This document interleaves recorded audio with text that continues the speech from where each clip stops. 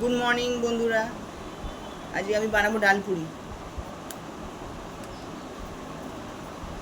ময়দা মেখে নিয়েছি, আর এই যে ডাল, আর এখানে মাখা রেখে রাখছি।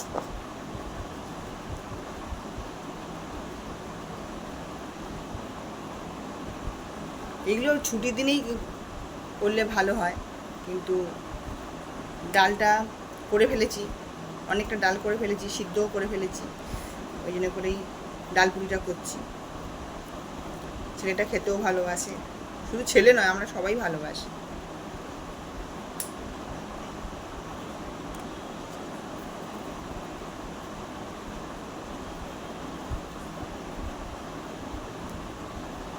ঠিক আছে বন্ধুরা, টাটা, ভালো থেকো।